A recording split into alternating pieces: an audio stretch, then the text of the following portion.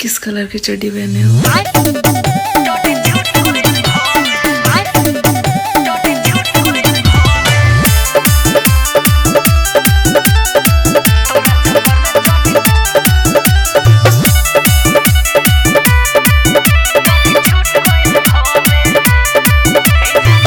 जाना जल्दी से काम फरियाला बानी तैयार हथियार अपन डाला आवला ए जाना जल्दी से काम फरियाला बानी तैयार हथियार अपन डाला तके रखाए के मन हमरो करे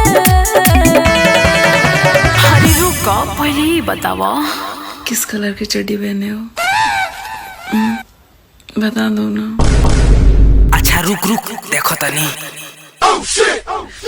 आज चड्डी नहीं पहने हो ना, साफ पता चल रहा है।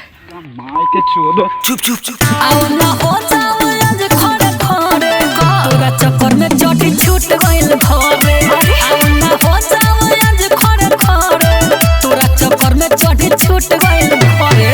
ई तो कहत रहा म्यूजिक बाय सुगम राजा।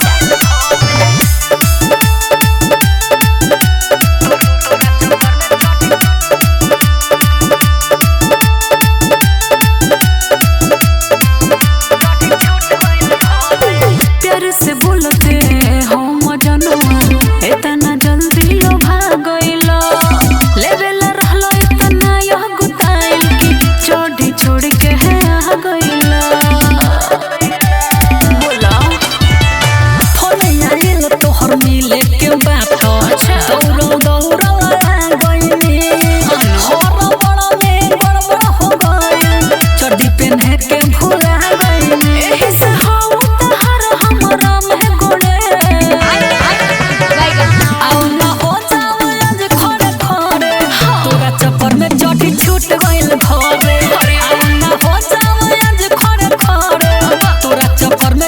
छूट गइल घरे। हर ना हो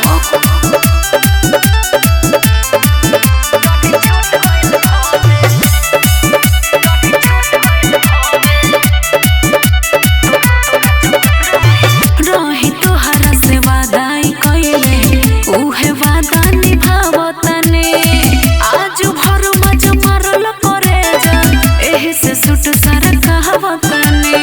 सॉरी बाबू गलती हो गया, ये सब गलत बात है। धोखा से ही गलती हो गइल अगला बार से सुधार करे भले हमारा लगे ना रही तो दूसरा से उधार करे जोड़ जाई और एही भरे।